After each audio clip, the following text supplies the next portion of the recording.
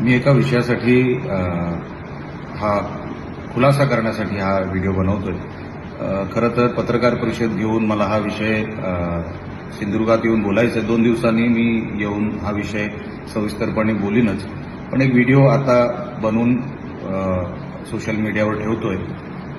काही गोष्टींचे खुलासे झाले पाहिजे, त्याकरिता 2 दिवसानंतर मी सविस्तर याच्यावर पत्रकार परिषद घेईन। विषय असा आहे की माजी आमदार वैभव नाईक यांनी माझे फोटो, सन्मान्य शिंदे साहेबांचे फोटो, सन्मान्य रवींद्र फाटक यांचे फोटो एका आरोपी बरोबर, जो एका मर्डर केसमध्ये आरोपी आहे, आता तो जेलमध्ये आहे, त्याच्याबरोबर आमचे काही फोटो सोशल मीडियावर टाकलेत कालपासून। आणि हे मॅटर, बीडचं मॅटर कसं आहे, संतोष देशमुख सारखं मॅटर कसं आहे हे दाखवण्याचा त्यांचा तो प्रयत्न आहे। खरं तर मला त्यांच्याकडून हीच अपेक्षा होती की जिल्ह्याचं नाव खराब कसं होईल, ह्या प्रयत्नात त्यांनी नेहमी बाजी मारलेली आहे, ह्यावेळेस पण ते त्याच प्रयत्नात आहे।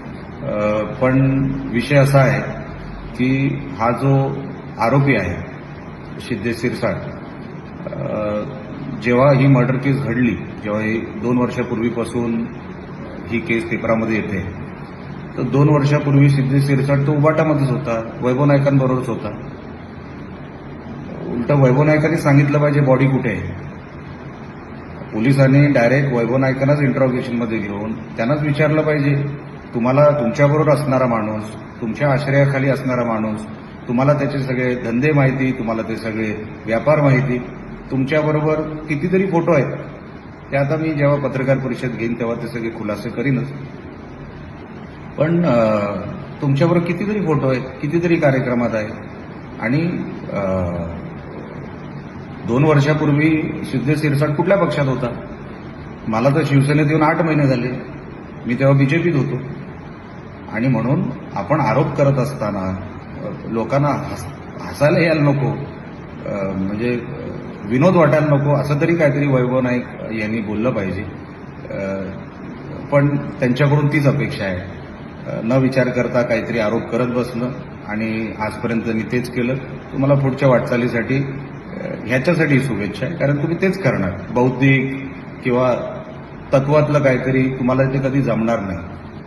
डोक्याचा विषय येतो तिथे तुमचा विषय संपतो, मला तो विषय माहिती आहे। पण काही हरकत नाही, तुम्ही हे आरोप करत राहा। आणि खरं तर हा सगळा विषय एका पैशाच्या वादातून सुरू झाला, आणि तिथून तो विषय मग तो क्राईमकडे वळला, आणि मग ते काय मर्डर झाली, ती बॉडी कुठे आहे वगैरे वगैरे, तर सगळा शोध पोलीस घेणारच आहे, किंवा मला असं वाटतं ते आता आलेत निकालापर्यंत।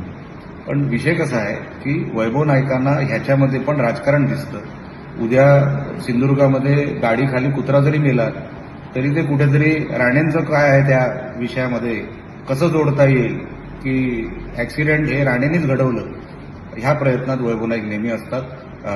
वैभव नाईकजी, तुम्हाला शुभेच्छा आहेत, आपण हेच करत राहा, आपण आयुष्यभर हेच केलं, आता तुम्हाला हेच करायचं आहे, कारण का जिल्ह्याची सेवा लोकप्रतिनिधी म्हणून, आमदार खासदार म्हणून आम्हीच करणार आहोत। तुम्हाला 25 वर्ष आता तरी काही संधी नाही कुठलाही लोकप्रतिनिधी बनण्याचा, म्हणून तुम्ही हे नवीन नवीन आरोप शोधत बसा, तुमचा टाइमपास आहे मला माहिती आहे। दिवसभर तुम्ही ह्याच शोधत असतात की राणे काय करतायत, राणे कुठे चुकतायत का, किंवा त्यांना काही कुठे धरता येतं का।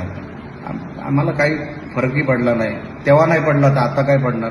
म्हणून वैभवजी, आपण जे करताय त्याच्यामध्ये फक्त एवढी काळजी घ्या की जिल्ह्याचं आपलं नाव खराब होता कामा नाही। बाकी तुम्ही आमच्यावर वैयक्तिक काही टीका करा, माझ्यावर करा, मला काही म्हणणं नाही, पण आमच्या शिंदे साहेबांना ह्याच्यात खेचू नका। शिंदे साहेबांबरोबर फोटो महाराष्ट्रात काय देशामध्ये किंवा परदेशामध्येही अनेक लोक काढत असतात, त्यांना ह्या विषयामध्ये खेचू नका।